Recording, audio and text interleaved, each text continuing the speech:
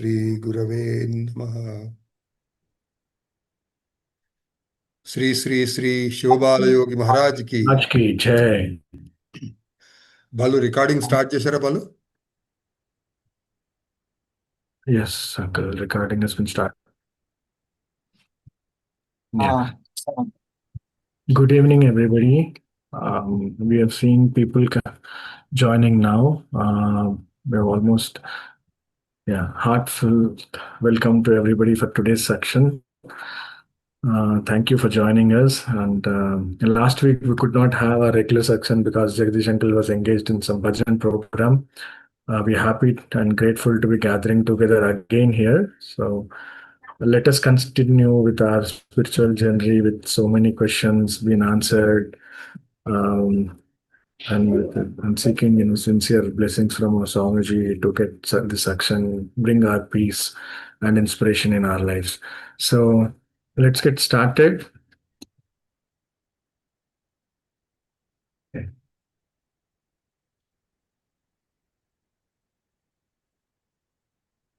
Yeah, Pawan. Thanks, Go ahead Uncle. with the question, Pawan. Okay, Uncle. Okay, Uncle. Uncle, this question is from Girish. I don't see him yet joined to our satsang, but yes, I mean he No, joins Pawan. regularly. No, Pawan. He sent Okay, me a message saying that he won't be on the meeting today. Okay, so you can go ahead and ask both of his questions. Okay. sure, Uncle. Sure, Uncle. Thank you, Uncle. I'll do that. So first question is from Girish, Bangalore. So he's asking who changed the name of Satyaraju to Shri Shivabalayogi Maharaj. Let us know the significance of the change of name. So this is the question from Girish, Bangalore. Okay, Pawan. So let us get to the answer to that. See, we know that on the 1st of August, 1961, Lord Shiva and Goddess Parvati Devi manifested in front of Satyaraju. No?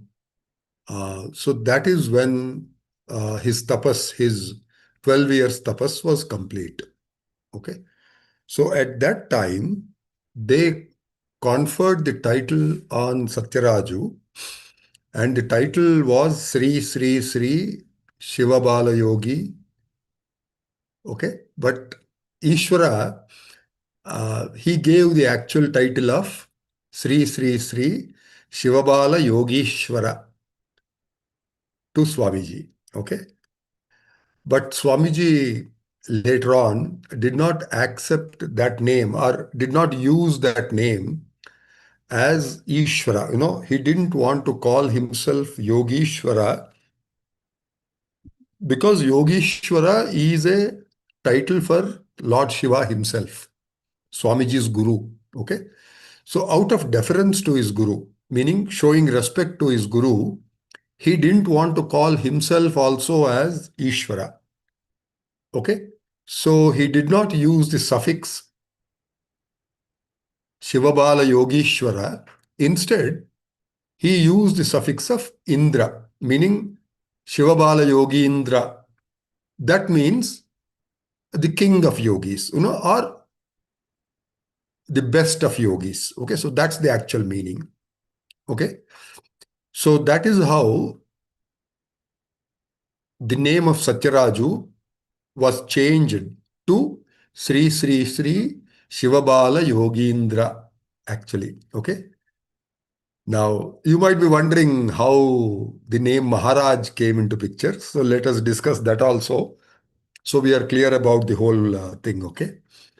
Now, see, in Andhra Pradesh, where Satyaraju did the tapas and obtained the Bhagavad Sakshatkara, there the title of Maharaj is not used generally, okay, for saints. That is a practice in North India, okay. So here in Adivarapeta or around Adivarapeta, all the devotees who were from those areas, they used to refer to Swamiji until then as Balayogi or Adivarapupeta Balayogi, because there are other Balayogis around in those villages. as I discussed earlier, okay? Saptabala yogis. Out of them, Satyaraju was also one of them from Adivarapeta. That's why he was called Adivarapupeta Balayogi. Okay, but from this day onwards, people used to call him Shivabala Yogindrulu. That's a respectful way of addressing somebody. Okay, Shivabala Yogindrulu. We generally use the plural. That's not there in all Indian languages. So the lu is used instead of Yogindra. They used to say Yogindrulu, which is the plural of Yogindra, showing respect to Swamiji. Okay, we always use plural for elders. Okay, or it could be extended further as Shivabala Yogindrula Varu, Sri Sri Sri Shivabala Yogindrula Varu. So that was the title that was being used for Swamiji until he left Adivarapeta in March of 1963. Okay, that is from August 1961 until March 1963. That was the name used for Swamiji by his devotees. Okay, but people generally used to call him Swamiji. Okay, although that G is actually a Hindi, okay, suffix again. I think people used to call him Swami Varu or Swami Garu. Okay. Now, when he moved from Adivarapeta to Nandi Hills and Bangalore in Karnataka, that name also got slightly changed. So from Shivabala Yogindrulu, it became Shivabala Yogindraru, which is a Kannada translation of the same name. Okay. So while he was in Bangalore or while he was in Nandi Hills, he was being called by that name, Shivabala Yogindraru in Kannada. Okay. Now, after that, in 1965, for the first time, Swamiji traveled to North India. The first place he visited was far up in the north uh, called Dehradun. Okay, that is at the foothills of the Himalayas. So from Bangalore to Adivarapeta, he traveled all the way to Dehradun because a devotee by the name of Lamba, Bhag Singh Lamba, he invited Swamiji to Dehradun to his home, to his house there. That is why Swamiji went there. So when he went to North India, people there address all saints as Maharaj. Okay. Now, after that, Srimati Kailas Kumari Devi, who was an erstwhile Maharani, and she was addressed as Mataji by Swamiji later. So when she came to Swamiji, and then later on, I'll come to that story a little later. We are going to discuss that story today itself. She established a trust for Swamiji. I'll explain the reason also for that, why she established it. Okay, so when she established a trust, meaning a formal organization registered with the government of India, a trust is a normal thing, I mean, which is there in the other countries also. So in India also, I think as per the practice from England, we have the concept of a trust. So she formed a trust and registered it in Bangalore with Swamiji as the chairman. Okay. So in that document, she mentioned Swamiji's name as Sri Sri Sri Shivabalayogi Maharaj. Okay. So from that time onwards, Swamiji's name became officially that. Okay. The Yogindralu, Yogindraru, those were left out, and everybody started calling him Sri Sri Sri Shivabalayogi Maharaj. Okay.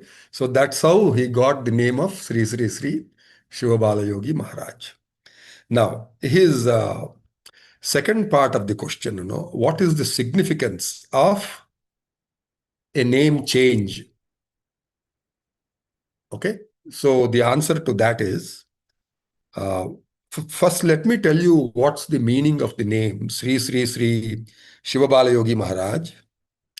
It was explained by Swamiji himself to a devotee a number of times, actually, not just to one devotee. So whenever he was asked this question, he would explain it in the same way. So he used to tell them, I mean, devotees used to ask him, what does Sri Sri Sri Shivabalayogi Maharaj mean? I mean, it's a strange name for the Westerners, right? So they used to ask him that. And he used to explain very simply by saying that Sri Sri Sri is a prefix that is used for holy people. Okay. It is used for gods and goddesses also. It should be used. We generally don't use it. We just use one Sri. Okay. So that Sri Sri Sri is that suffix which is used for holy people. Okay. Shiva, Swamiji used to explain, is the name of Shankara Bhagavan. Swamiji always used to call Shiva as Shankara Bhagavan. Okay. Then Bala, Swamiji explained, was a name of Parvati Devi. Okay. So that is Sri Sri Sri Shiva Bala. Yogi, he said, is because he is a yogi, he is being called a yogi. So that is how Sri Sri Sri Shiva Bala Yogi has come. Then Swamiji explained that the title of Maharaj is used in India to address saints. So that is how it became Sri Sri Sri Shivabalayogi Maharaj. Okay. So this is the explanation of his name.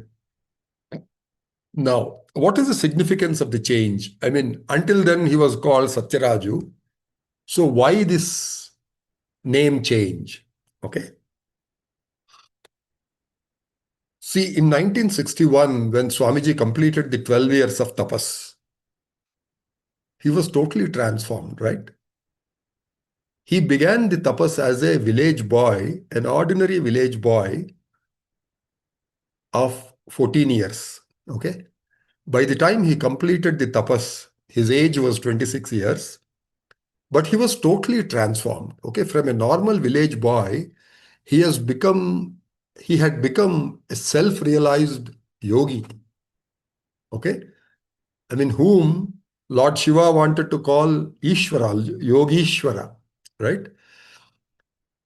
Let me also tell you that that title of Ishvara, the suffix, Ishvara, has been given to very few devotees of Shiva. I mean, who have done extraordinary tapas. Only those people got that title from Lord Shiva. One very popular name that we know is Shanishwara. Can you tell me any other name of any other god ending with Ishvara? Okay.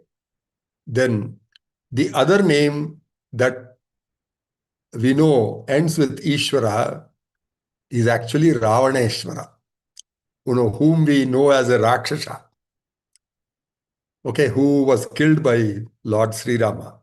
So his name was Ravaneshwara. We just call him Ravana, that is the first name, but he got the title of Ishvara from Lord Shiva. So that's how Ravana plus Ishvara became Ravaneshwara. That's a grammar rule in Sanskrit where two words are combined like that. Ravana plus Ishvara becomes Ravaneshwara. Okay. Shani plus Ishvara becomes Shanishwara. Yogi plus Ishvara becomes Yogishwara. Okay. Now, see, generally in India, what people do is once they become a monk, once a person becomes a monk, he changes his name. I think one significance is to let people know that he is detached from his family. What I mean is, Satyaraju's name was Allaka Satyaraju. Allaka is a family name. In Telugu, we call it Intiperu. Okay. I mean, in different areas of India, there are different names. Okay. There are names like Thakur, Sharma, okay, then Nair, Nayak, all these names are there. But in Andhra Pradesh, we have names like that also. I mean, we have names like Reddy or Naidu, which are used at the end of every name, right? Okay. But the general practice in Andhra Pradesh is to use a family name or a house name as a prefix. So that's how my name is Dasari Jagadish Kumar. Okay. All my cousins, that is my father's brother's children, my grandfather's brother's sons, they all retain that name of Dasari. Okay. Like that, Satyaraju's name was Allaka Satyaraju.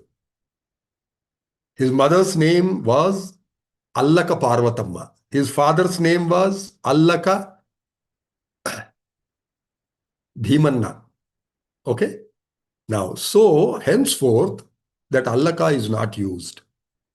So when Swamiji became a yogi, we don't use the family name anymore. That is to signify that he is detached from the family, detached from the house. He is a yogi. Okay. That's the significance of the name change. Okay. There are different names that saints take. Saints are monks take. Okay. There are names like Giri, Yukteshwara Giri. Okay. Then there are very popular names like Ananda, Vivekananda, Yogananda. Okay. That Ananda is taken as a suffix when a person becomes a monk. Like that, there are others also. Nath is one name. Okay, that's also called a Nath Sampradaya. They belong to that lineage. So everybody in that lineage is called, takes a name ending with Nath. Okay, I think there is a lot more theory and classification amongst them. I'm not interested in all of that. Okay, and I don't even know all that. Who takes what name, which class, which category, who created those. I understand that Adi Shankara created some 12 categories like that. Okay. Giri is also one of them. Ananda is one of them, like that. Okay. But here it is yogi. So because Swamiji is a yogi, a self-realized person, he has taken that name of yogi. He did not take it by himself. Okay. There are others who have taken the name like that, a yogi like that. But Swamiji was given the name by his guru when he completed the tapas. Okay. I hope that satisfies the curiosity as to the name of Swamiji. Okay. Pawan, we can Thank you, close Uncle. this Thank you. question here and then move to the next question. We have learned a lot, Uncle. We don't know that much of specifications are there behind the name itself, and so many categories are also there. Uh, So are there any questions? further on to this, yeah, please raise your hand. Anybody have any questions further to this? This was a great learning. We don't know that much significance is there actually, Yeah. and classifications also. Okay. If no questions, I think I'll move to the next question, which is again asked by Girish in today's satsang. Let me move to that. Okay, so what he's asking is about this seems to be a kind of a continuation to that which we just discussed about his parents. So he's asking, were the Shivabalayogi Maharaj parents are also divine? Were they also avatars? Yeah. So that's the question, Uncle, about parents. Okay, Pawan. Thanks for asking the question. Okay. See, normally it is not known, it has not been published in books. Swamiji did not announce this part, okay? But privately he told a lot of us, and I think it's in Tom's books, okay? Swamiji told us that both his parents, both his mother and father, were divine beings. And the way he explained it was that his father had an amsha. Amsha means a portion, a part. Okay, but that is used only in this sense. An amsha is not used in all senses. I mean, wherever you want to say part, you don't say amsha. But only in such contexts we use that word amsha. So Swamiji used to tell us that his father Allaka Bhimanna had an amsha of Lord Shiva, and his mother Allaka Parvatamma had an amsha of Parvati Devi. Okay, so he used to explain to us that they both had taken birth as human beings so as to give birth to Satyaraju, that is Swamiji himself. Okay.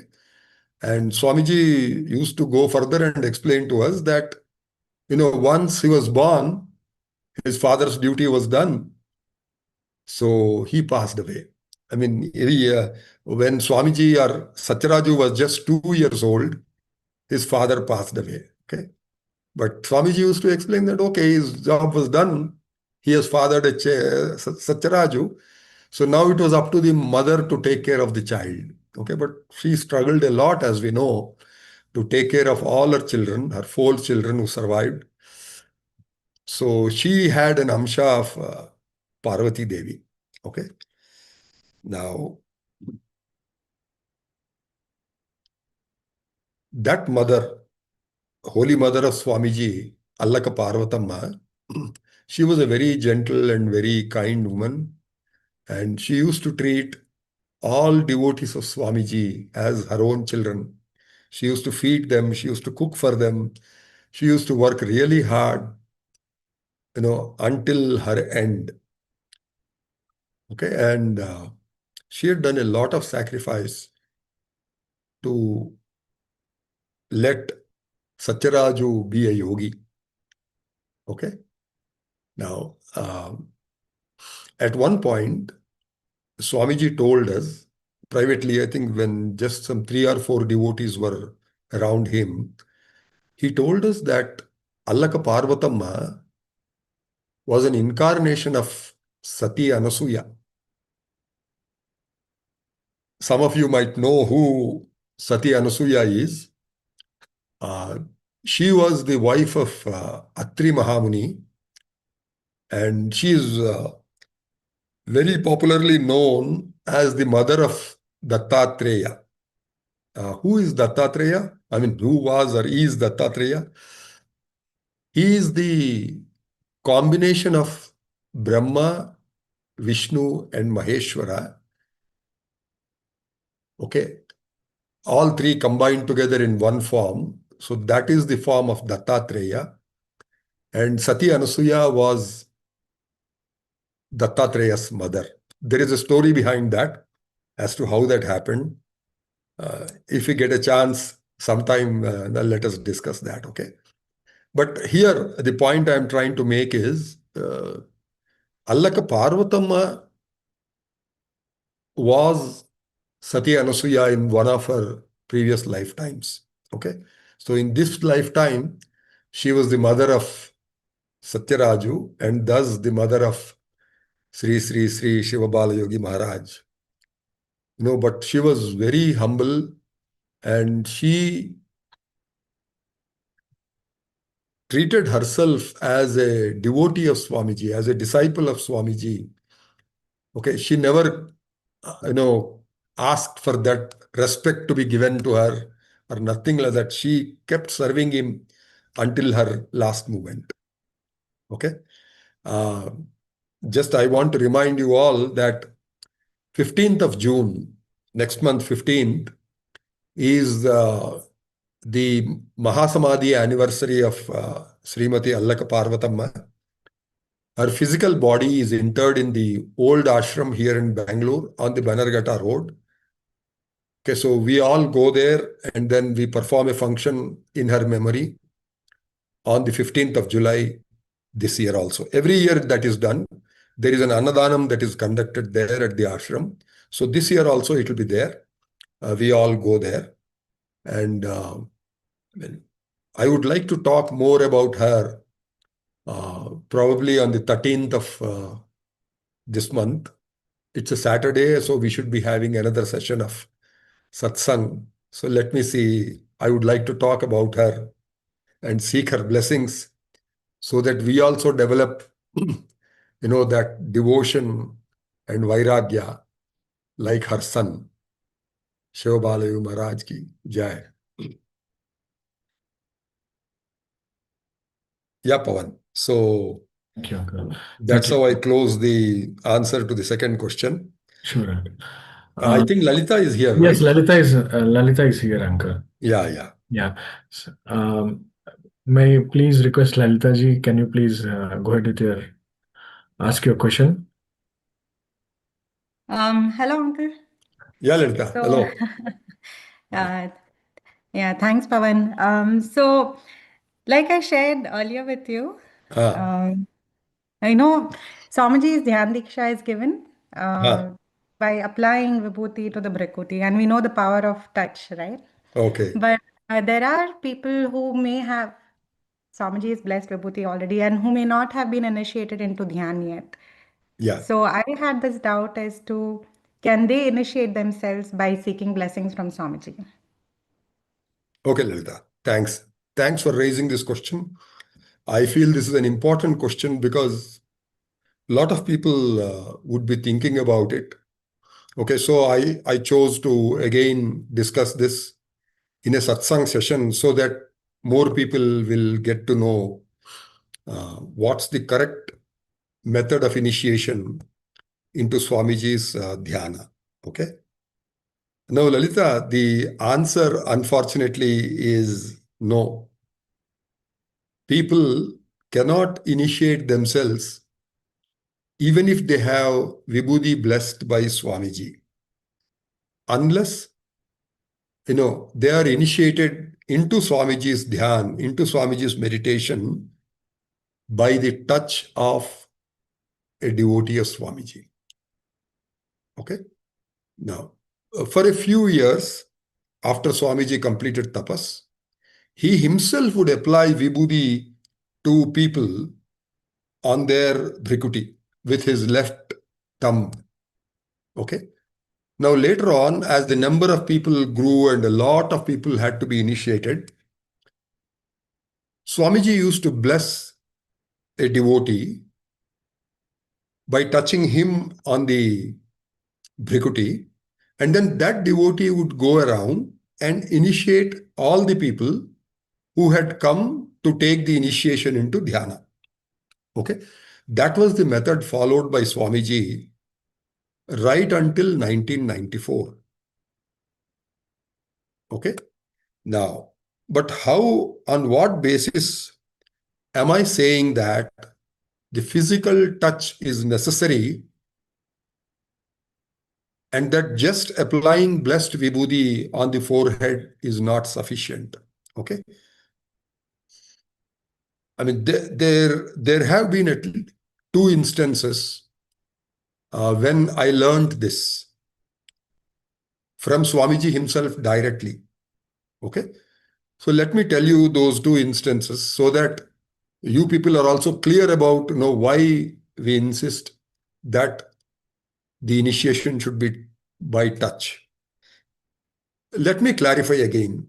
I cannot tell you the reason why a physical touch is necessary for initiation. Okay. What is the theory behind that? What is the philosophy behind? I don't know any of that. Okay. Why cannot people be initiated by blessed vibhuti and why is a touch required? I don't know the answer to that. Swamiji never disclosed the answer to that. Okay. But see, these two incidents, which I am going to describe now, which I am going to narrate now, should tell you that in Swamiji's opinion, in his own opinion, initiation cannot be done without a touch, a physical touch. Okay. So it cannot be done by mail or by post or by phone. No, it cannot be done. Okay. I'll tell you I'll just narrate the incidents that I am talking about. See, this incident, the first incident that I am talking about, this happened at the JP Nagar Ashram of Bangalore. Here there was a phone in Swamiji's room, inner chamber. It was a landline phone. In those days, there were no mobile phones, okay? So there used to be a phone in the office, and an extension of that phone used to be in Swamiji's room. So one day when I was there, I think the others were also there. A couple of devotees were there along with us.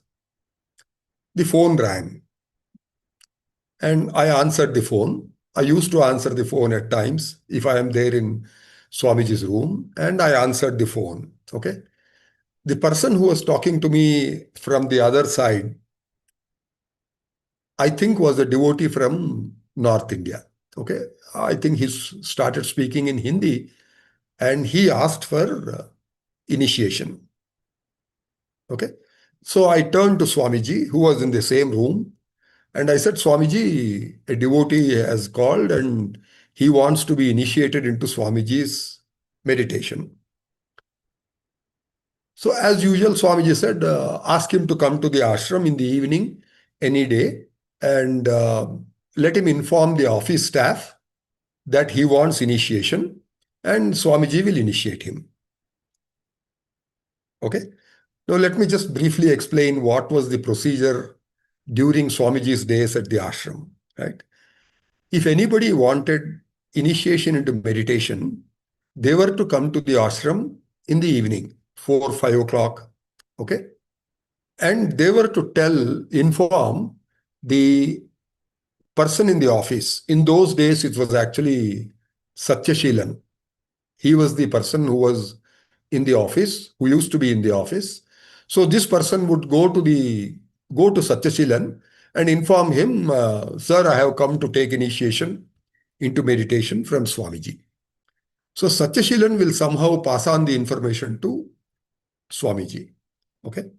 Now, Swamiji would bless a devotee if there is anybody else available, or Satyashilan himself will go to Swamiji's room and Swamiji will apply vibhuti on his forehead, on the bhrikuti of Satyashilan, or Yashodaka, or myself, or Dr. Devi, whoever was there. It could be Venkatraju, it could be anybody else also, who is used to initiating devotees. Okay. So then either Satyashilan or that person will go and make that new devotee or the aspirant, who wants the initiation, make him sit in the hall in front of Swamiji's dais. Ask him to close his eyes and touch him on the bhrukuti and initiate him into dhyan, telling him how to do the dhyan. This was the process. Okay. So it was not that Swamiji would come and touch every devotee on the bhrukuti. No. This was the method that was followed. So that is what Swamiji asked me to tell that devotee on the phone. But immediately that devotee replied, I cannot come to Bangalore. I am in North India, so I won't be able to come to Bangalore to take the initiation. So can I be initiated some way? Okay. Then I turned to Swamiji and I said, Swamiji, this devotee seems to be from North India, I don't remember the town or city from where he called. So he seems to be from North India and he is expressing his inability to come to Bangalore for the initiation. And he's asking if there is any other alternative method of getting initiated into Swamiji's meditation. Then suddenly Swamiji was surprised. So then he asked me in Telugu actually, ఎలాగయ్యా అదెలా కుదురుతుంది, ఎలా ధ్యానం ఎలాగిచ్చేది, ఆయన ఇక్కడ రావాలి కదా, ఆయన ఇక్కడ రాకుండా ధ్యానం ఎలాగిచ్చేది. Okay. So he asked me, Swamiji asked me, how is it possible? How can he be initiated without coming to Swamiji? He has to come to Swamiji if he wants initiation into meditation. Okay. Then he told me Okay, if he cannot come to Bangalore, tell him that he can come to any of the programs of Swamiji in North India. Dehradun, Delhi, Agra, Sambar Lake. He could come to any of those locations and he can take the initiation there. So I told that to the devotee and he put down the phone. That's all. Now, this is the incident that has happened. Now, what was my learning from the incident? Okay. See, by that time, for several years, probably starting from the 60s, late 60s, okay, 65, probably 66, blessed Vibhuti used to be sent by Swamiji's ashrams. Bangalore ashram used to do that. A number of devotees used to ask for blessed Vibhuti. So Swamiji would bless the Vibhuti and the Vibhuti would be packed and sent by post, parcel service, and it could reach any part in India, any place in India. So blessed Vibhuti could be sent by post and the devotees can receive it. And the devotees will also receive a letter as to how to use the Vibhuti. So they can use it that way, either apply it on the forehead or apply it on the part where it hurts or keep the Vibhuti with you. Okay, or drink the Vibhuti mixed in Vibhuti. These were the instructions that were given to devotees who received blessed Vibhuti. Okay. Now, my question was this: why cannot that be done for initiation? Okay, now he called by phone. So, one method was that I could tell him by phone, on the phone itself, as to how to do the meditation. I am talking about the three short lines that we tell people when we initiate them. I could have told them on the phone to that person, to that devotee. And he could have started the meditation as per those instructions. I don't mean the printed instructions. Now, coming to the printed instructions, we could have posted the printed instructions to him. Right? But no, Swamiji did not think that that would work. What is the reason? I don't know. Okay? So blessed Vibhuti could be sent like it is given to all the initiates. Instructions could be sent like it is given to all the initiates. And even the method of initiation and the technique of meditation, that could also be conveyed by phone or by a letter. So why did Swamiji refuse to do it? Obviously, unless there is a touch, either by Swamiji directly or by a devotee blessed by Swamiji for that purpose, initiation may not be effective. That is the reason Swamiji did not do it. Okay. Now, after this, several years after this, I traveled along with Swamiji in 1990 and 1991. I traveled to the US and UK. Swamiji took me along as his interpreter. So in one of those programs, I don't remember now whether it was in Portland or Seattle. Okay, so there a very interesting incident happened, which taught me another step in that initiation process. So normally what would happen at these programs is that as soon as Swamiji enters the hall, he would be given the arti, then he would be brought respectfully and then made to sit on the dais. Okay. Now, as soon as he sits on the dais, I approach him with a small piece of vibhuti in my hand and I give the vibhuti to him. Okay. So what he would do is he would take the vibhuti. I mean, either it is in my hand or he would take it into his right hand. Okay. Then he would rub his left thumb on the vibhuti to take a pinch of vibhuti onto his left thumb. Then he would apply the vibhuti to my bhrikuti. Okay. Then after that, he used to hand over the piece of vibhuti to me. I used to go around, approach each devotee individually. Okay.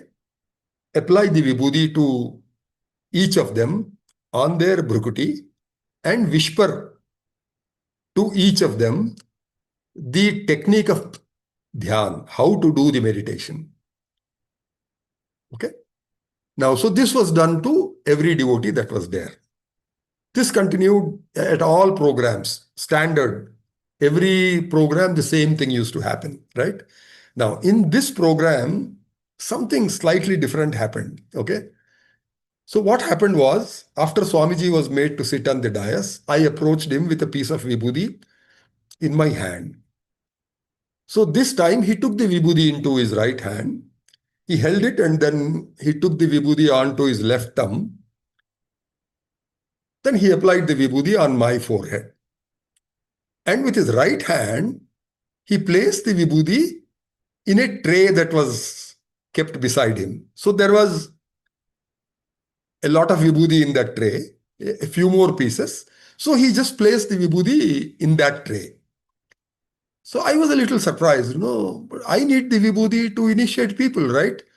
So that is why he used to give the vibhuti to me. That was my impression. So I stretched my hand to him and said, Swamiji, give me the vibhuti. I mean, he didn't place it in the tray yet. He was holding it in his right hand and he was about to place it in the tray. So I intervened and said, Swamiji, give me the vibhuti. He said, why do you need the vibhuti? I was surprised. Why do I need the vibhuti to initiate people? I need to apply this on their forehead, right? So I said, Swamiji, it's to initiate the devotees who are asking for initiation. He said, why do you need vibhuti for that? Okay. Now I was surprised. But that is when I realized that for initiation, I don't need to apply vibhuti to each individual. All that I need to do is only touch them on the bhrikuti. Okay, so that is when I realized it. But yet, he just gave me the vibhuti.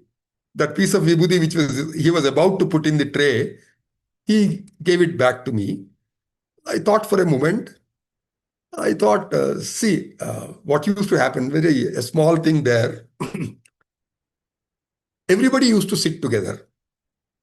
Okay? Both people who have already been initiated and new people who were to be initiated in this program. I mean, the hosts used to, they used to try to separate them, keep them in separate portions, left side, all new initiates or all new aspirants, and right side, all the people who have already been initiated. But that never worked, They all used to get mixed up and they all used to sit. Then somebody would identify to me, he has not been initiated, she has not been initiated. So I would go and apply the vibhuti on their forehead. So I thought to myself, okay, vibhuti is not required to be applied on their forehead. But because Swamiji gave the vibhuti back to me, it's not wrong to apply vibhuti either. So long as I touch them with my thumb, with my hand, the initiation is done. I can apply the vibhuti, but it doesn't matter. It need not be applied. So then I thought, at least this will help me differentiate between those whom I have initiated today in this program and the others. Okay. So that's why I went and applied the vibhuti in spite of Swamiji telling me that vibhuti is not required, and applied it on the people, on the new initiates. Okay. So this is the other incident that I wanted to share with you. I would like to share a few more points, not related to initiation. See, I heard that Mataji's eldest son, that is, he was the eldest son of Rajendra Narayan Singh Dev and Srimati Kailas Kumari Devi. So his name was Raj Singh Dev. Okay, now he used to chant a mantra to heal people who have been bit by poisonous snakes. Okay? We do hear uh, about a lot, about a number of people who do that. Okay? There are mantras in our tradition which people chant, which will have an effect of an antidote on the poison of venomous snakes. Okay? But here, the interesting part was this person, Rajraj Singh Dev, it seems, would chant the mantra over a phone call, and that would work. So that was known to people. So if anybody is bitten by a snake, they would try to reach him by phone any time of the day, And when he gets a call and he's told that there is a person here who has been bitten by a snake, he would chant that mantra on the phone, and the mantra would work, and the person would be healed, okay, from the bite of a poisonous snake, which could be fatal, but the mantra worked. Okay. Now, it's not just him. I heard about others also who do that. Chanting a mantra over the phone call to remove the poison of a poisonous snake. Okay. So I am trying to tell you this here so that you understand that blessed vibhuti can be sent by post. There's nothing wrong. It works. Blessings can be sent by phone. What do I mean? See, as I told you, I would answer phone calls from Swamiji's room. Okay. Now, at the end of the call, we were trained to say Swamiji's blessings. Meaning, Swamiji asked us to convey his blessings to the caller every time a phone call was received. Okay.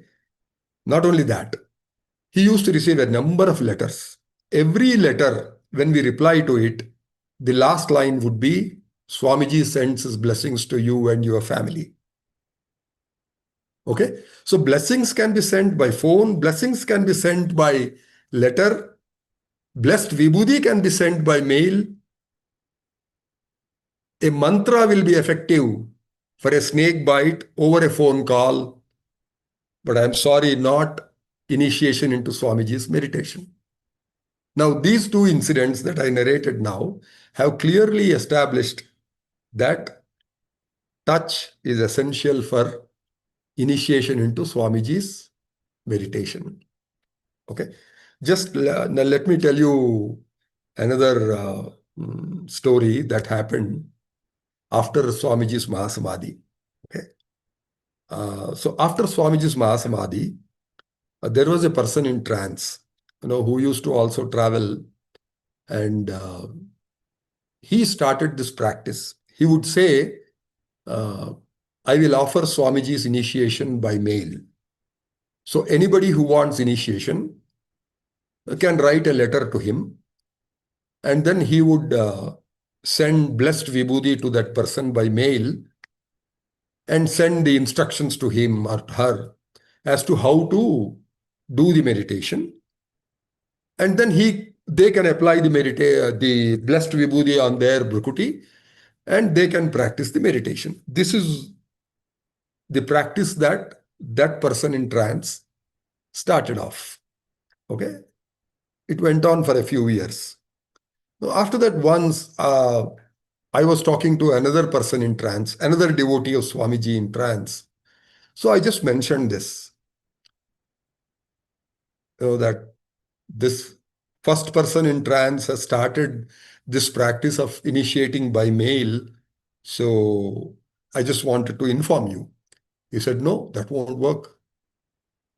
And the way he explained it, you may or may not like the explanation. He said, often people share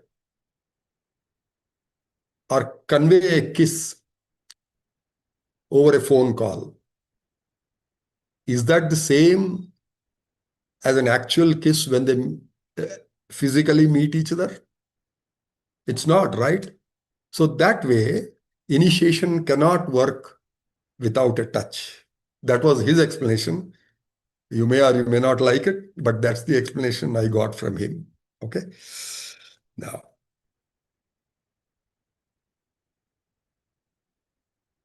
Lalita, does that convince you, Lalita? Uncle, let me unmute her, Uncle. She has some questions. I believe she wanted to some discussion as well. Let me Please, ask yeah. her to. Please, Yeah. please unmute her. Yeah. Yes. Thank you, Uncle. No, these are some fantastic revelations. Yeah, This is going to be very, very useful for all the coming generations, also, I'm sure, because this yeah, doubt may come up more than once. yeah. And what you said about how Swamiji used to initiate in when he used to be in Bangalore ashram reminded me of how we got initiated too. We were a bunch of 6, 7 kids, I think, when we Okay. all had gone to the ashram. We were sitting in front of the dais. I think it was Venkat Raju uncle who came. He Yeah. initiated us. We were about 6, 6, 7. I was about 6, 7 that time. Okay. And it was fantastic. And then after that, we all got to go into Swamiji's room and spend time with him and have a Okay. lot of prasad. Yeah. Thank you. Okay, Lalita. Thank Now, you, Lal. I just want to clarify another potential doubt. Okay, so having listened to all this, people might get a doubt as to, does the initiation continue now after Swamiji's Mahasamadhi? If so, how?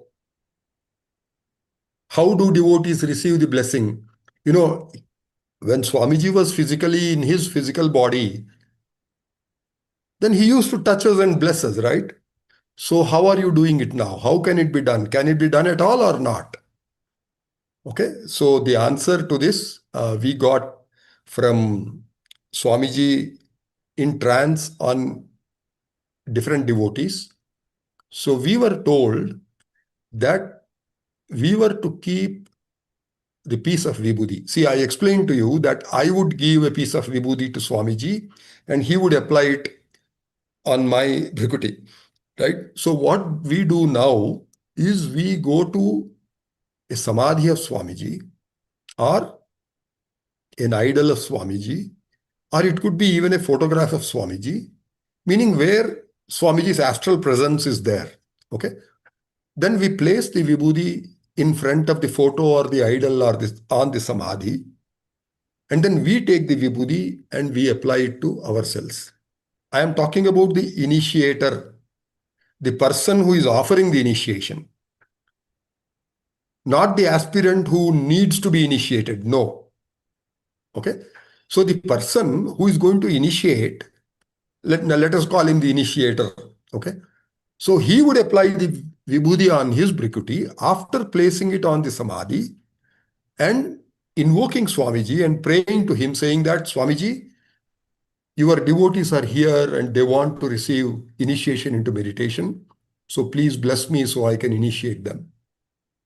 Okay. Then you apply the vibhuti on your forehead, on your brikuti. Then you go and initiate the people who have come to be initiated. Okay. So this is the method that we follow now since the Mahasamadhi of Swamiji. I hope that is clear. Crystal clear. Thank you, Uncle. Okay, Lalita. Thanks for asking the Thank you. question. Thank you, Uncle. Wonderful answer. Thanks, Uncle. So let us move to the next question. If anybody have anything discuss further on this or any. Okay. Okay. Moving to the next question, Uncle. Shall I go ahead? Yeah. Okay. No, just check if Shiva Yep. is here. Shiva, yes, let me see, Uncle. Balu, Shiva ఉన్నాడా? అప్పుడే join అయ్యాడు uncle ఇప్పుడు వెళ్ళిపోయాడు net ఆహా. Okay. Okay. Let me go ahead and ask his question, Uncle. Yeah, Okay. Pawan, go ahead.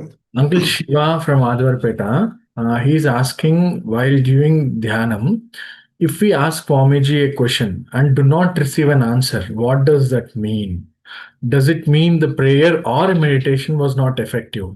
I mean, this is the regular thing what we all have. Okay. Yes, sir.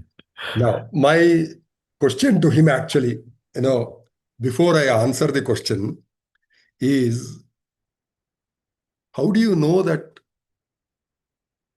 Swamiji has not given an answer? What I mean is, if Swamiji tells you an answer, will you be able to listen to that? Do you have that capacity to listen to him? That ability to listen to him?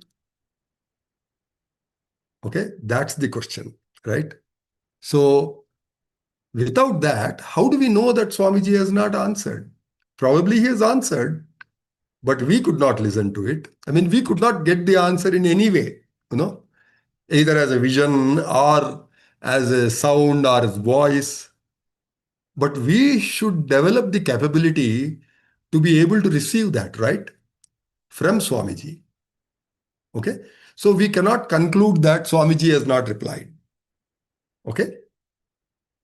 But having told you that, let me tell you that one needs to go really deep into meditation before one can begin to communicate with Swamiji.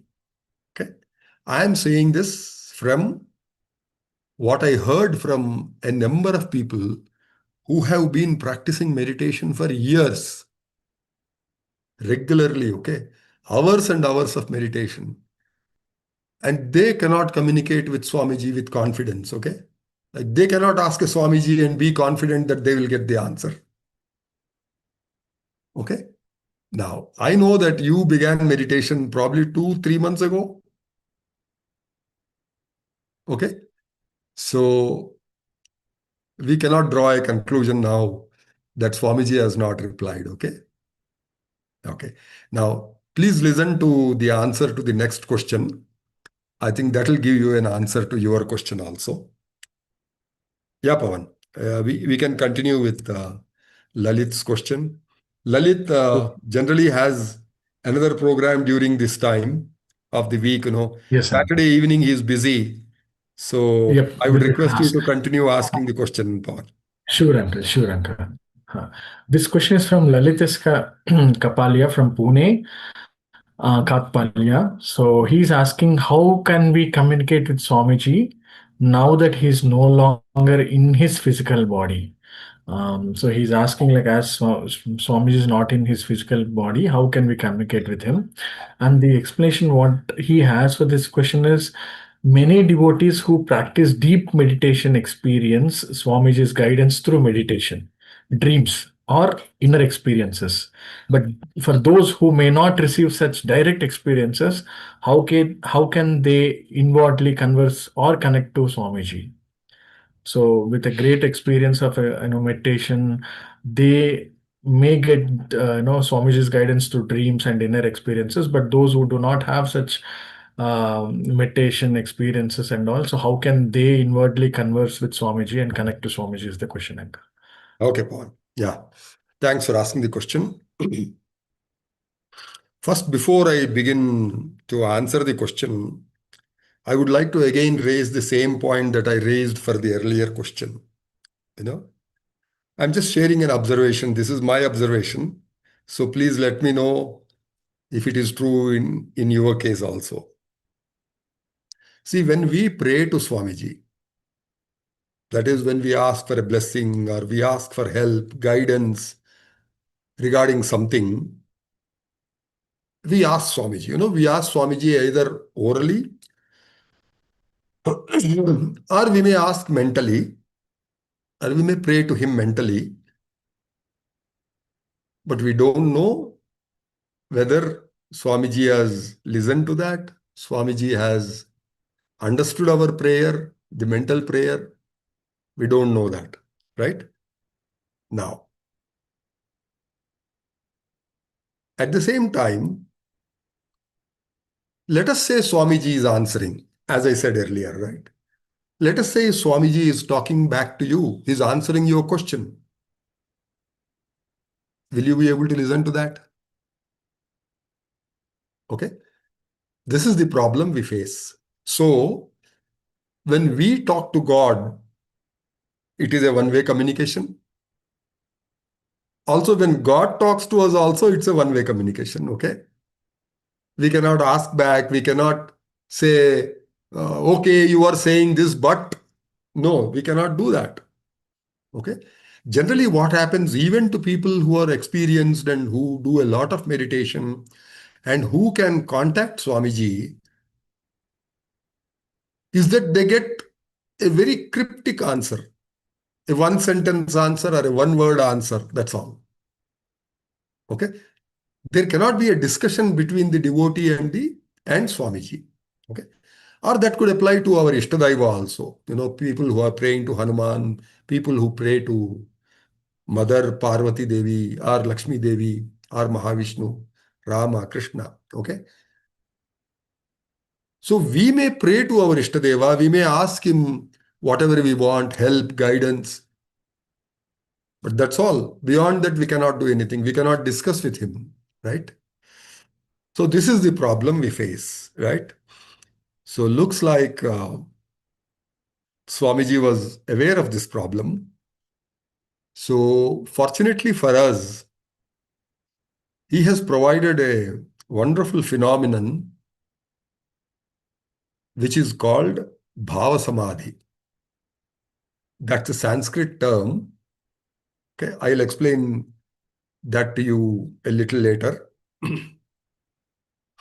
So this phenomenon of Bhava Samadhi allows us to communicate with Swamiji and two-way communication, okay? We can talk to Swamiji and Swamiji talks back to us. So we both can discuss, ask questions one after the other, get the answers, again ask any questions that we have regarding the answer.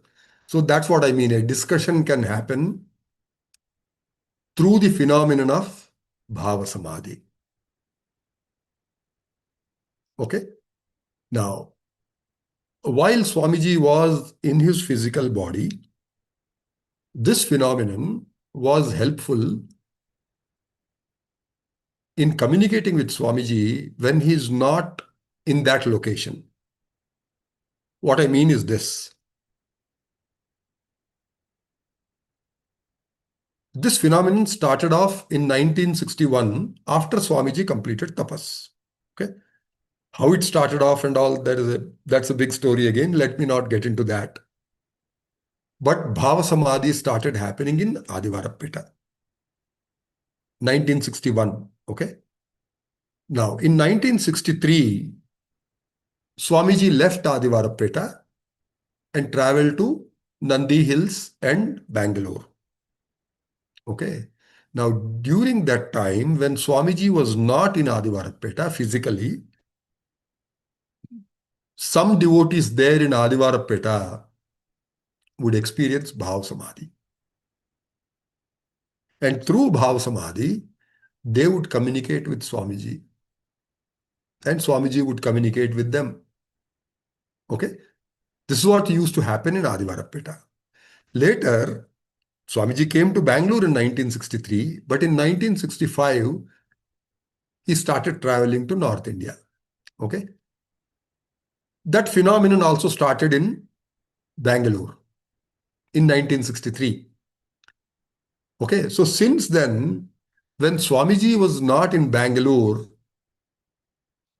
people could talk to him, could take guidance from him, could get blessings from him through this phenomenon of Bhav Samadhi. Okay. And now, after the Mahasamadhi of Swamiji, the same phenomenon is helping devotees to stay in touch with Swamiji, continue to communicate with Swamiji, even though he's not available in a physical body. I mean, in his physical body, right? So having said that, let us understand what Bhava Samadhi is. Okay? So Bhava Samadhi is a Sanskrit term. Okay? It can be found in old scriptures, Indian scriptures, ancient scriptures. Okay? So Swamiji see this. Most of you must have seen videos like it's being displayed now, right? On the screen. This is Bhava Samadhi. This phenomenon is what I am referring to as Bhava Samadhi. It's not my reference. That is the term that is used in, Indian mythology or Indian spirituality for the phenomenon that is there. That's the term. Bhava Samadhi is the term that is used. Okay. In Telugu, we call it Punakamu. In Kannada also, I think it's called Punaka. But a lot of people use the term Mai Mele Barodu, meaning coming over the body. Okay. So there are different terms used in different areas of India, different locations of India. Okay. Now, Swamiji explained this very clearly to us. So what is Bhava Samadhi?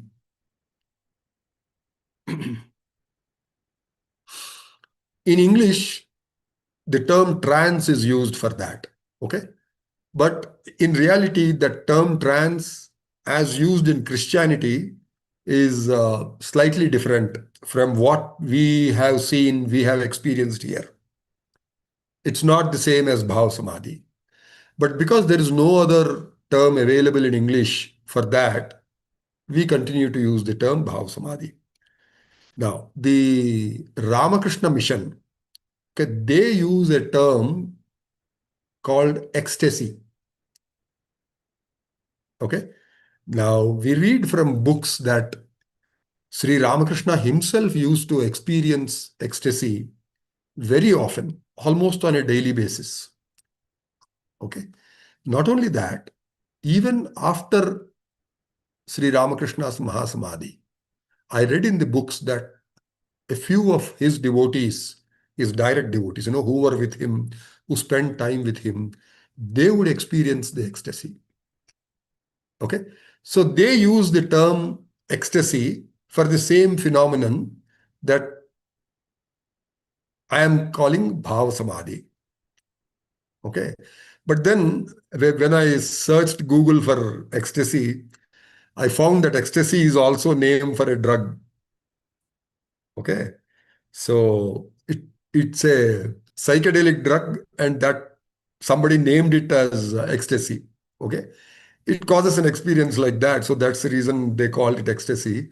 But I don't want to use that term ecstasy because of the uh, wrong meaning that is associated with it of a drug. Okay, so let me continue to use trance itself, which is a simple term, but please understand it in our sense, not in the Christian sense of trance. Okay, now Swamiji explained to us that Bhava Samadhi happens when a spiritually evolved being. So, who is a spiritually evolved being? It could be a god or a goddess, Lord Shiva, Hanuman, Mahavishnu, Rama, Krishna, or goddess Devi, or Lakshmi Devi, Kalika Devi, okay? Any of these spiritually evolved beings, when they take over the physical body of a devotee and express their characteristics, that is called Bhava Samadhi. Let me explain again, okay? If a devotee, by virtue of his continuous and extensive dhyan, meditation, attains the state of samadhi, that is called dhyana samadhi. However, the same state of samadhi can be caused in a devotee without any effort on his part. So the devotee is not doing anything. But a higher being, a higher spiritual being has taken over his physical body and put him into the state of samadhi. Okay? And then the characteristics of the divine being the bhava, the attitude of the divine being, okay, or the moods of the divine being are expressed through the physical body of the devotee. So that is the bhava, okay? And the devotee who is experiencing the bhava samadhi, he is in samadhi. He is in the state of samadhi. He is experiencing samadhi. Samadhi is not something to be experienced, but I'm just using the English word for that. Okay? So that is why it is known as bhava samadhi. Okay?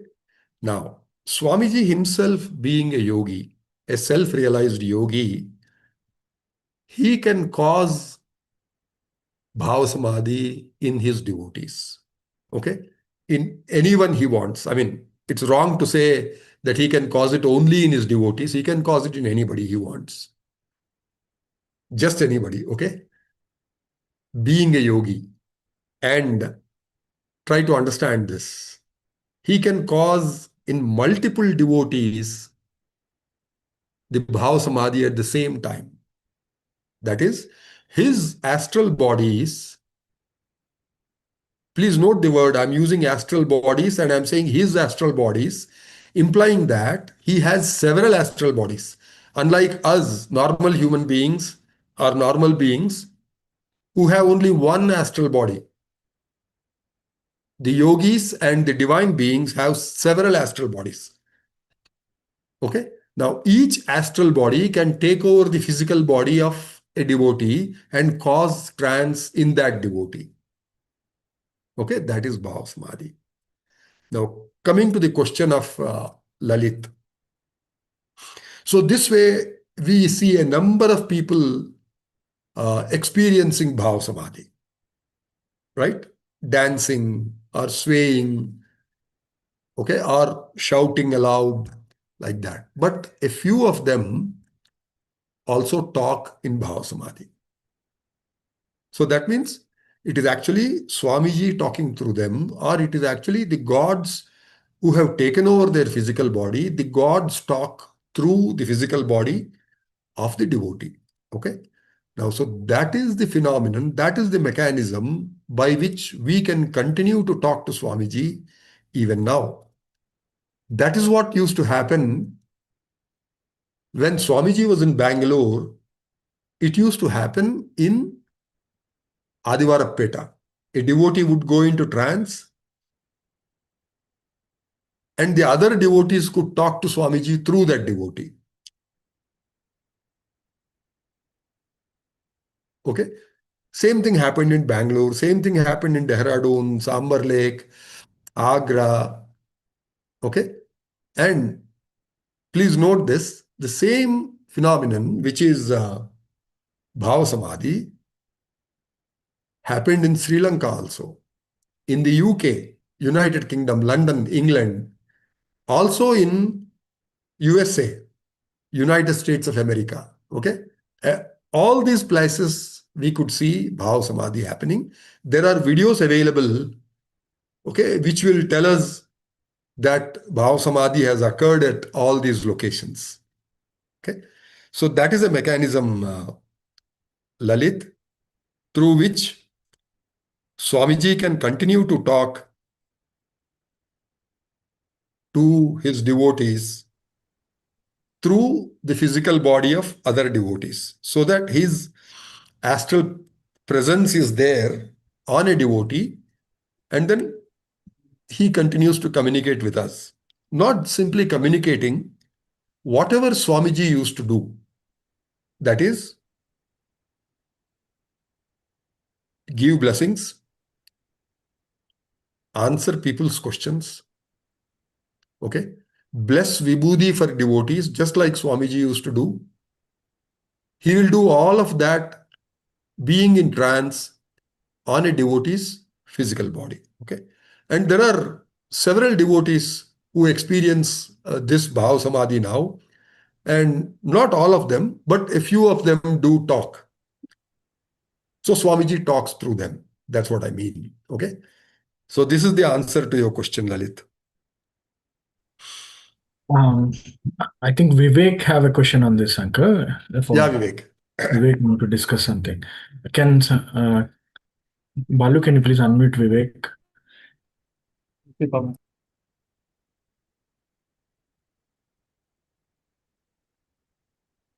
Hello, Vivek. Hello, uncle. Hello, Ah, everyone. Vivek. Namaste. Hi. Namaste, Vivek. Uncle, I think I'm joining for the first time the Zoom Okay, meeting. okay, Vivek. So I think there'll be little troubles for me here and there to operate, uncle. So please don't mind.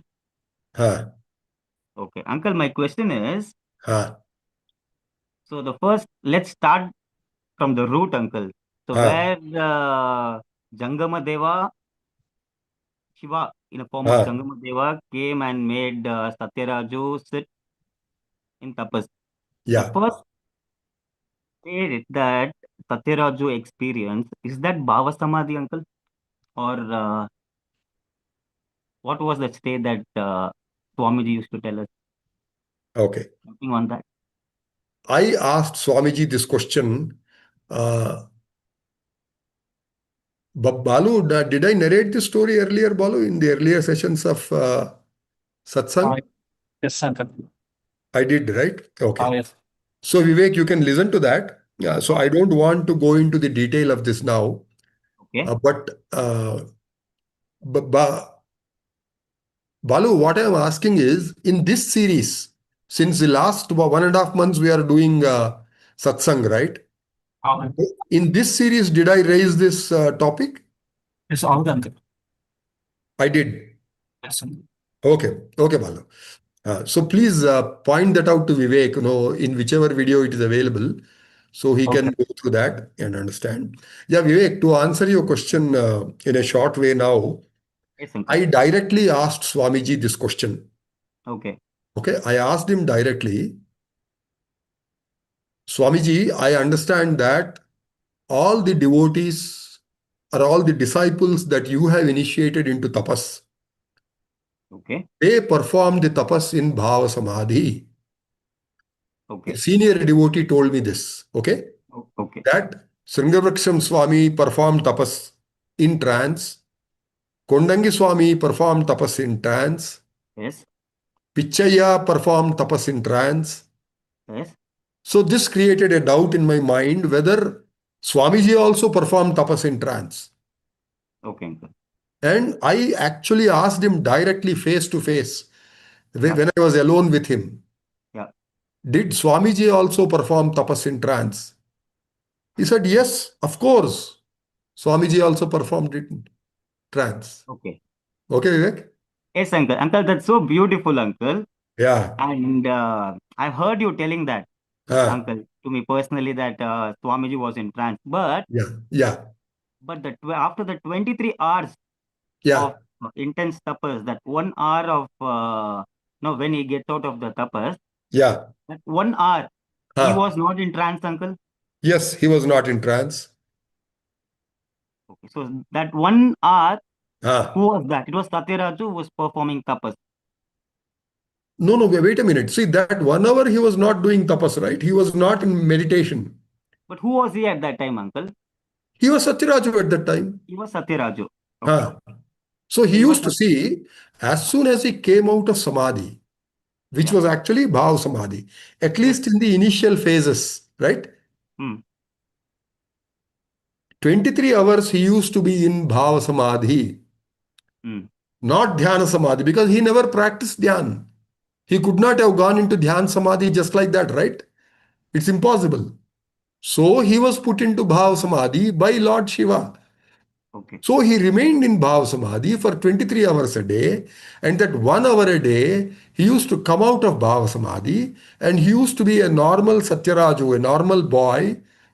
So he would go and have a bath in the canal, Okay. change his kaupinam, come back and sit and have a glass of milk if it is available there, and Okay. drink water and just sit quiet for 1 hour. Okay? Okay. Not 1 hour, I mean the balance of the 1 hour after having a Understood. bath and all that. Then again, in about an hour, that Om sound used to start. Hmm. So he would listen to that Om sound and he would go into Samadhi. Huh. Understand? So that Yes. for that 1 hour, He was Satyaraju. He was not in trance. He was not in Bhava Samadhi. Yeah, Vivek. Nice, so nice, uncle. So nicely put, uncle. Okay. So for that 1 hour, he Huh. was going through all the pains That's right. and excruciating, intense pains, whatever he had to go through. Yeah. So that 1 hour was Huh. a test period for him every day that he was going through, uncle. See, the real test is when he went back and sat for meditation. See, he knew that if he goes and sits in meditation again, if he closes his eyes and sits in meditation, he will sit like that for the next 23 hours, right? Okay. Yes. Knowing that fully well, he went and sat. That is the credit that we need to give to Satyaraju. Okay? Hmm. The Hmm. rest of the credit for that 23-hour meditation, it should actually belong to Lord Shiva. You understand? Okay, But uncle. again, don't interpret my statement as saying that all the 12 years No. Satyaraju did tapas in trance. No, sorry. Yes, uncle. Okay? Yeah. That is a training that Lord Shiva gave him so that his body and mind gets used to sitting in meditation. Okay. And a lot more things, I will come to that if I get a chance in this session or probably in the next session. Okay. Okay? Uh, So it's okay. not that all the 12 years he was in trance. No, sorry. Okay. For the beginning few days, probably, Yes. okay, he had to be forcibly made to sit in meditation, in Bhava Samadhi, so Hmm. that his body gets used to sitting in meditation for long periods of time. Okay. Okay, uncle. Okay? Okay. Yeah. Uncle, why this question raised in my mind was, I'll just finish it very shortly, uncle. I'm sorry. Ah, Why this question raised in my mind was because in between, Swamiji gave ah, up in the early stages. Swamiji gave ah. up. He didn't wanted to perform tapas and he just wanted to get back to his ordinary life. Yeah, So that's right. that that statement hit my mind, uncle. Yeah, Is that the Lord Shiva who's putting Swamiji into Bhava Samadhi every 23 hours a day, and at the same time is giving that 1 hour for him to see what this boy is going to do. No, I'm just thinking like that, uncle. yeah, it's possible. Probably that was it. But then see, the boy has to has to take a bath, wash himself, drink some water, okay, drink some milk. Something like that is required, right? Yes, uncle.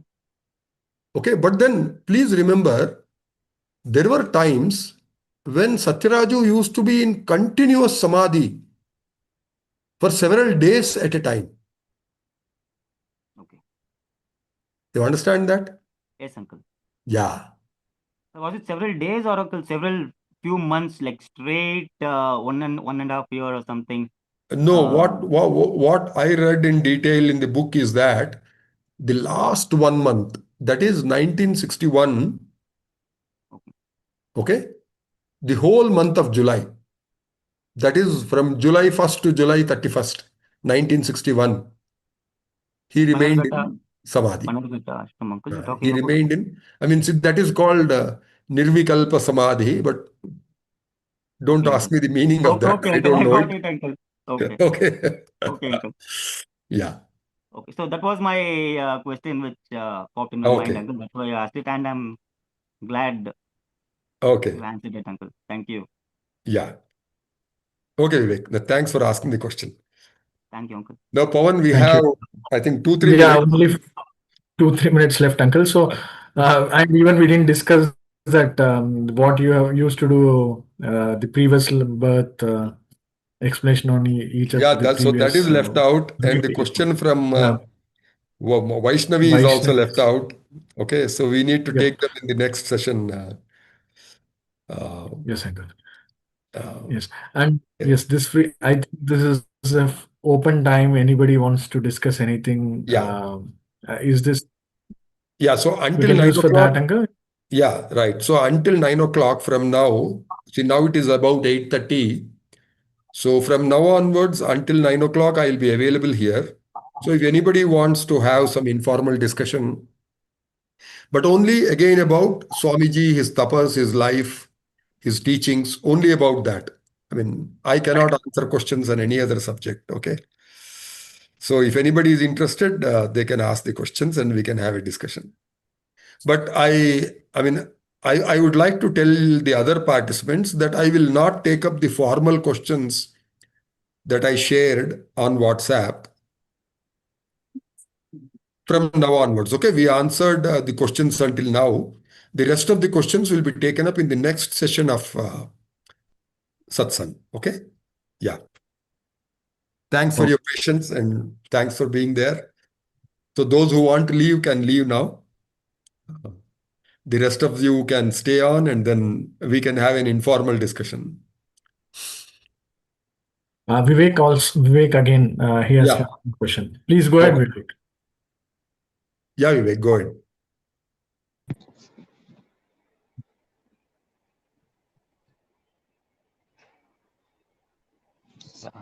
Uncle, am I audible? Yeah, Yes. yeah, Vivek. Uncle, so yes, uncle. So coming back again, uncle, if I'm not, please tell me if I'm boring, uncle. No, no, Vivek. I mean, the others should let you know, but it's not boring to me. I can keep talking about Swamiji for hours on end. Okay, uncle. Vivek, it's not boring. We are also learning from your questions. Go ahead, Vivek, please. No, I'm happy. It's my first time talking to uncle in Zoom meeting. Yes, uncle. So let's another question, uncle. Yeah, go Uncle, ahead. Swamiji was there in physical body in till 1994, Yeah. and Swamiji was also guiding devotees who really wants to have a lot of questions and problems. Swamiji used to guide them.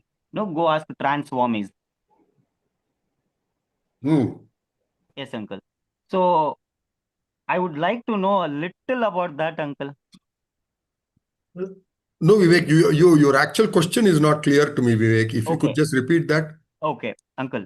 So Swamiji in Bangalore ashram sitting on the dais after the aarti. So devotees used to come in the queue and ask questions and tell their problems and Yeah, seek the blessings. yeah. But at the same time, Swamiji used to tell you can ask trans Swamis also. Like he was guiding to ask the trans Swamis also, if I'm right. No, Like are you asking me if Swamiji did that? I read in a book. I read it, uncle. Like Swamiji told you can ask trans Swamis also if you have to No, ask. that is a fact. See, Swamiji was uh, Swamiji did not discourage people from talking to people in trance. Okay. So Okay. let me put it that way. Okay. But did Swamiji ask devotees to go and talk to devotees in trance? I haven't heard that even once. Okay. Okay. But I have uh, you know incidents from which I can say that Swamiji did not discourage people from going to trans devotees and talking to either Swamiji or other gods through the trance. Let me give you an example, Vivek. Yes, uncle. See, Yes, uncle. uh, Swamiji was sitting on the dais, okay, and a number of devotees used to respect him a lot, and because of the respect they had for him, they were also afraid of him, right? Yes, uncle. To some extent, right? Yes. So there were devotees who could not approach Swamiji directly in person and ask him questions. Either they were shy or they didn't have the courage to talk to Swamiji directly. So such devotees would approach the devotees in trance and ask their questions of those devotees, or Swamiji on those devotees. Okay. Now, also let me give you another example. Okay. Now, see, there were a lot of lady devotees also, right? Who used to come to the ashram. They were all devotees of Swamiji. Now, some of them used to have problems which are specific to ladies, okay? Now, they could not discuss those problems with Swamiji. You understand? Vivek, are you there?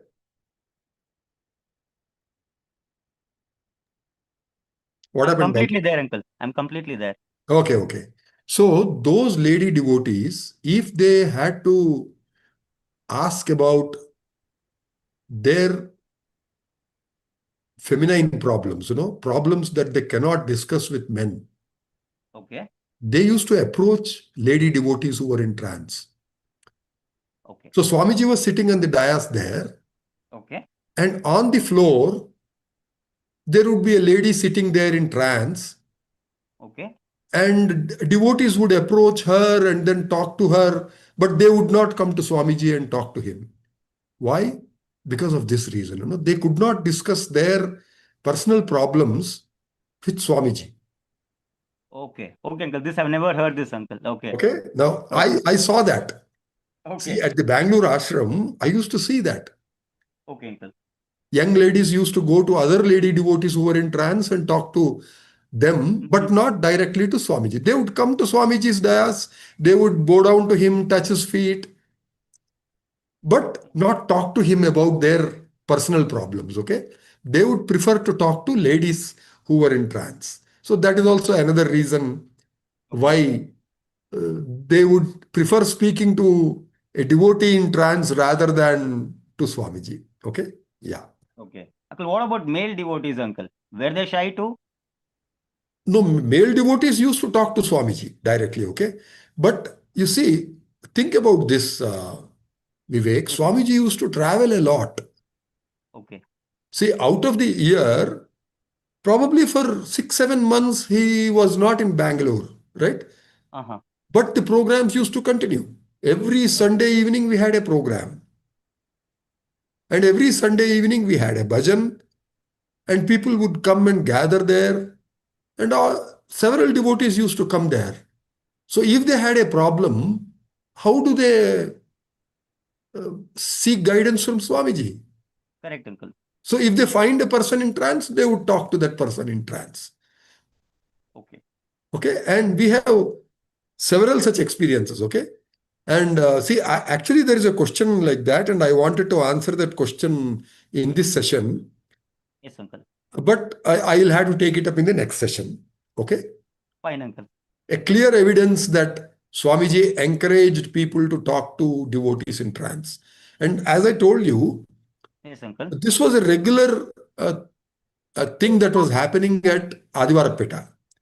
Okay. Devotees from Kakinada, devotees from Rajamandri, devotees from Draksharama, all that areas. They used to come to Adivarapeta because in Adivarapeta, every Friday evening, there used to be a bhajan. And people used to go into trance. So these devotees from those areas, they would come to Adivarapeta to seek blessings from Swamiji in trance, to ask questions of Swamiji in trance, to take blessed vibhuti from trance. And that used to happen. Okay. A number of people told us.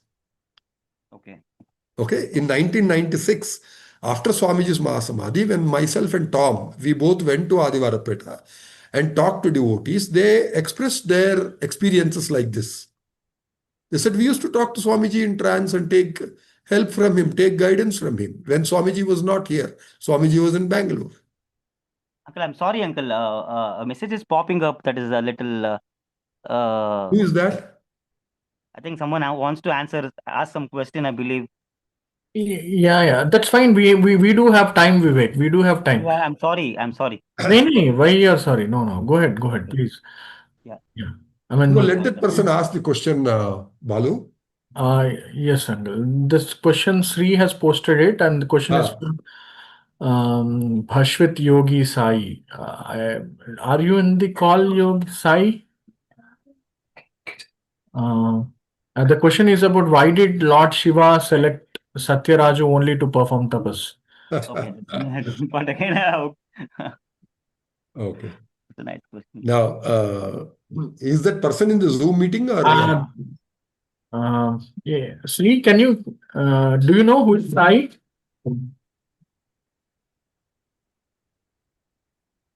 Can we unmute Sri? Yeah, Bashwat, you can speak. Hello? Can Yeah. yes, uncle, we can continue, I think. Namaste. Namaste. Who is this, please? Why did Lord Shiva make only Shivabalayogi to perform tapas? Okay, ma. See, this question was asked of Swamiji, and he would say, you go and ask Lord Shiva. Okay? Now, at the same time, answering the same question, Swamiji replied that, see, Lord Shiva knew that a person of his character, the strong will that he had, that is a requirement for a person to complete tapas successfully. Okay? So, because Satyaraju had that quality in him, he was chosen probably by Lord Shiva to do the tapas. Okay? But then besides that, there are other reasons that we know, that we know now, I mean, from Swamiji himself, that Satyaraju was not an ordinary being like us. He was not an ordinary human being like us. Okay? He was a self-realized yogi in several previous births. Okay? So he was born now with a purpose. What in Sanskrit is called as a karana janma, meaning being born for a purpose. Okay? So although his childhood looked like normal, ordinary childhood of a naughty boy, his background is that. Background, I don't mean in this birth. Background in the previous births. Okay, he has been a yogi in several of his births.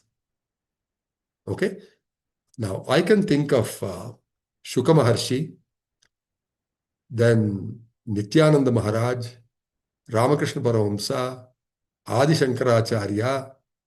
All these are Swamiji's earlier lives. Okay, and he has performed tapas in all those lives. So Lord Shiva chose him because Lord Shiva knows that he can perform tapas again, like he did, like he succeeded in doing the tapas. Anybody else couldn't have done that. Do you agree with me? Who was that talking? Was it Sri?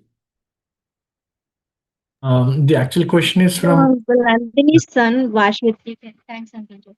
Thanks, Uncle. Okay, bye. Any other questions? Yes, we have another question from Vijayalakshmi Akka also. Yeah, okay. Akka, you want to go directly or? Yeah, why Yes, not? Anna, I can ask. Thank you. Okay, Vijaya. Anna, the clip you showed when you were talking about trance, it showed like some people like hair and swirling and like shouting, screaming, and I've also seen people fighting in trance. But they are all supposed to be like highly evolved souls or deities and all. Yeah. But like if you see some of them, it doesn't feel like they are highly evolved souls. So I got to doubt whether there could be ghost also, or some of them were like evil ghost also. Like Okay. Amma, I think I understand your doubt. So I asked Swamiji once, whether possession by a ghost is the same as trance. Swamiji said no. He didn't explain further, okay? But he said no. Now, see, the reasons I see, I mean, the differences I see, okay? In the case of a possession by a ghost, see, the ghost takes over the physical body of another person to satisfy itself, right? To satisfy its desires. That's not the case with trance. When a divine being or when a highly evolved spiritual being takes over the physical body of another person, it is not to fulfill their desires, right? It is to bless that devotee, convey their blessings to that devotee who is experiencing trance, and also to the other devotees around that devotee. You understand? So that is a basic difference in the intention, between the spirits. A good spirit causing trance and a bad spirit causing possession. Okay. Now, this is the difference that I know. But Swamiji straight away told me that no, it's not the same. But he didn't explain why it's not the same. Okay. Now, there could be, see, this is an area, a realm that we don't understand, right? Now, when we talk about a ghost, it is just one astral body, right? Of that individual who lived. But when we talk about trance of divine beings, they have several astral bodies, right? And any one of those astral bodies can come and cause trance, bhava samadhi. Clear? But also let me tell you this. We know, we have seen, we have witnessed Swamiji exorcising ghosts, meaning people who were possessed by ghosts would come to Swamiji, and Swamiji, through his tapashakti, would exorcise them. In the sense, would remove the ghost from the being of the person, of the devotee. Okay. Now, in this process, we have seen that a few of the devotees, when they come to Swamiji, they come because they were possessed by a ghost. So that is the problem they were facing. And because that could not be resolved anywhere else, finally they come to Swamiji saying that, this problem is there. So please help us. Okay. Some may come knowing that that person is possessed and knowing that a person like Swamiji, a yogi like Swamiji can exorcise the ghost, they may come there. Okay. Now, some people are driven to Swamiji automatically. Okay. It's not that they come there with an intention to get exorcised. No, they just come to Swamiji. It just happens. And once they come, if they are possessed by a ghost, the ghost gets exorcised. Okay. But what I want to tell you is the process of exorcism that Swamiji used, part of it was trance. Okay. We have seen, I can tell you examples, I can tell you names of people who would come to Swamiji because of a possession problem, because a ghost was possessing that person. And we could see the ghost expressing itself on the person. Okay, yelling, shouting, and, dissolving the hair and behaving in a very bad manner. And then gradually we will see, every week, every Sunday, the person comes there and then we see this behavior on the person. So some of us can make out that it's a ghost, okay? But over time, over weeks, gradually what happens is a divine spirit takes over that body. And then we can see trance in them. Okay? So you can clearly see a transformation from possession by a ghost to bhava samadhi. Understand? So yes, not everybody who is dancing or behaving in a wild way during bhajans, okay? See, because I am I'm talking about bhajans because that is when we witness trance, right? The way we have seen it in the video. So not all of them are in bhav samadhi. Not all of them are in trance. A few of them could be what you mentioned, possessed by ghosts. But they have come here to be exorcised, to be cured of that problem. Okay? Now, it is quite possible that the ghost brought the person here. Please try to understand it. Swamiji is a guru, not just to living human beings like us. He is a guru even to the ghosts, like Lord Shiva.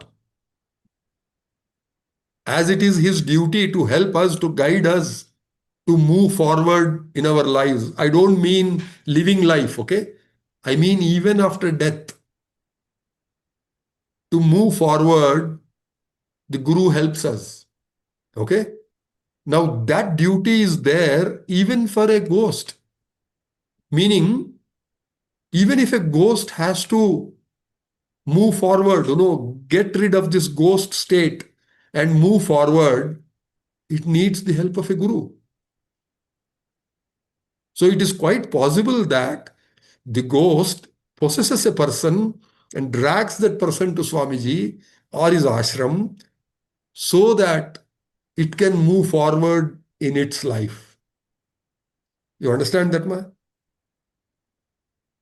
Yes, So Anna. I am saying yes and no, right? I mean, part of your observation could be correct. There is a possibility that some of the devotees that you have noticed behaving very wildly could be ghosts, could be possessed by ghosts. And they come there for treatment. They come there to be exorcised. And there are others, of course, who are in Bhav Samadhi, who experience the divine beings in them. Okay?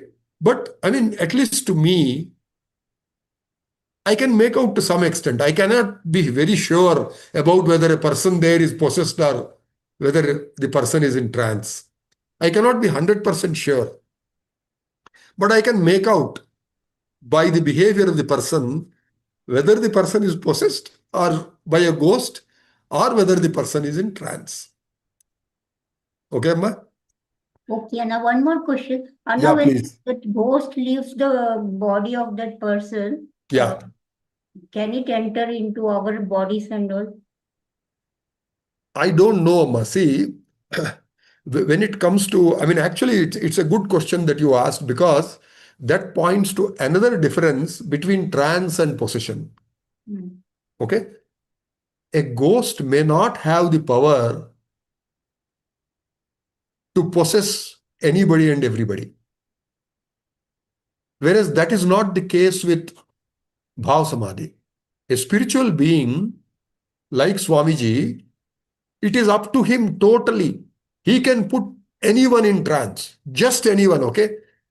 Could be a king, queen, chief minister, prime minister, a rowdy, it doesn't matter to him. He can put anybody in trance. Can a ghost do that? I doubt. Anna, then when you all went to Kuwait, at that Yeah, time there was all that problem and all. yeah. Swamiji could have easily solved the problem, right? He could have created called some evolved soul and put it in the head of those who were invading the country, and he could have solved the problem easily. Or something he could have done and made life easy for everyone there. So why he himself suffered, and so many of them were suffering. He could have easily brought the astral bodies and made people behave the way he wanted. Why he didn't do that? Are you saying that he did not do anything at all? Because I saw all the suffering and till the end they were like not only Swamiji. If Swamiji was suffering, I know you would have told Swamiji didn't come to solve his problem. But like all No, I the didn't say that. no, generally when we ask why do yogis suffer, then we get the answer that they don't heal themselves or they don't try to end their suffering. They have come to end the suffering of people. Yeah, ma. Yeah, That's that's correct. okay, right? So when Kuwait war also, it was not that only Swamiji was suffering, so many people were suffering. Yeah. So he could have used this technique and solved the problem. Why didn't he do that? No, again, I'm asking you, are you saying that Swamiji did not do anything? It looked like that. I don't know. Okay, let me tell you. See, before we were captured and held hostage in Kuwait, in the USA, devotees asked Swamiji, okay, you say that your mission is to bring peace to the world. You say that your mission is to stop the Third World War from breaking out. Okay? How are you going to do it? See, the question made sense because Swamiji is not a president of any country. Forget being a president, he is not even a diplomat. He doesn't have any influence. It's not that he is a spiritual leader who is recognized by all the globe, every country, all nationals. That was not the case. He was hardly known to a few people, right? I mean, I'm talking relatively. Okay, he may have had 10 million devotees, but for a population of 4 billion or 5 billion, 10 million is nothing, right? So the question made sense when a devotee asked him, how the hell are you going to stop the Third World War from happening? What power, what authority do you have? How are you going to actually do it? To whom are you going to talk? How are you going to pacify the people who are fighting with each other? What means do you have, right? So all these were the hidden questions behind that simple question of how do you intend to do it? And again, Swamiji gave a simple answer. He didn't give a very complex answer. He didn't explain the process of how is he going to do it. He simply said, when the war breaks out, Swamiji will be there. And he will make sure that it doesn't evolve into a third world war. This is the statement he made. Okay? So after we were released from Kuwait and we returned to Bangalore, there was a magazine by the name of Hinduism Today. I don't know if it is still being published. So that very morning, we reached Bangalore, I think on the 2nd of August. And 3rd August morning, sorry, I'm getting confused. I think we reached Bangalore on the 30th of August, not the 2nd of August. So on the 31st of August, early in the morning, there was a phone call from the USA. So I was woken up from my sleep. I had to rush to Swamiji's room to receive the phone call. So Swamiji was telling me, the Hinduism Today, a journalist from Hinduism Today is on the phone, talk to him. Okay, then he asked me these questions. He asked the question, Swamiji, you are a holy person. Why did you get caught in Kuwait? Did you not know that there is going to be a war there, being a spiritual person? None of the others knew. Even the journalists did not know that the war is going to break out in between Iraq and Kuwait, that Iraq is going to come and invade Kuwait on that night. But the question to Swamiji was different. You are a spiritual man. You know everything. You claim to be a yogi. So how come you didn't know? How come you get caught? So the answer Swamiji gave was exactly this. He said, before I got caught in Kuwait, I told in response to a devotee's question that when the war breaks out, Swamiji will be there. And Swamiji will make sure that it doesn't develop into a third world war.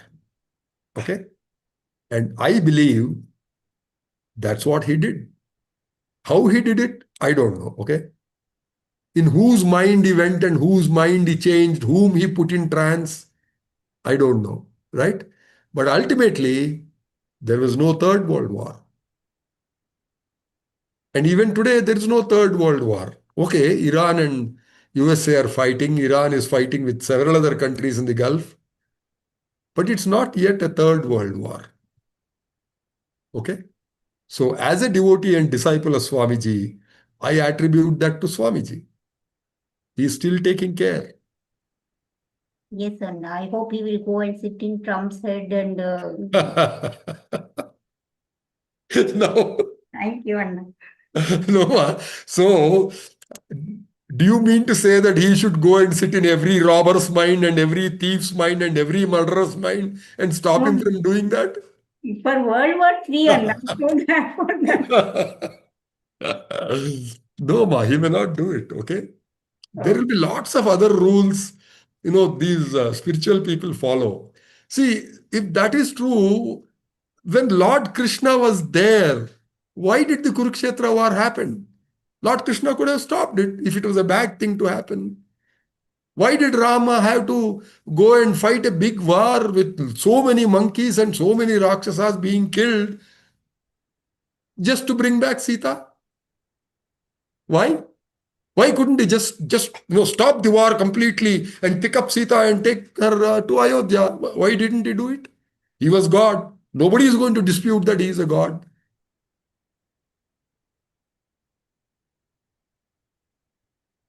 Yes, and now everything is a big Okay. mystery. Thank you, Anna. So don't expect the war to stop tomorrow because you are praying to Swamiji. Okay. Lots of other things are there. Okay, Anna. Thank you, Anna. Yeah. Okay. Any other question?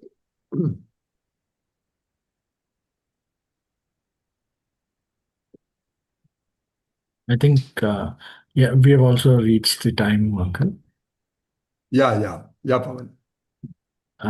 So I think we can conclude this session with Yeah. our gratitude to Uncle again. Okay, Pawan. Experiences spiritual guidance to all of us. Okay. So thanks a Thank you lot. very much. Thank you, Thanks for Anna. your patience and for your questions. It gives us an opportunity to discuss all these matters pertaining to Swamiji. Thank you very much. Sri Sri Sri Shivabalayogi Maharaj ki Jai. Yeah, Jai. thank you so much. Thanks, Pawan.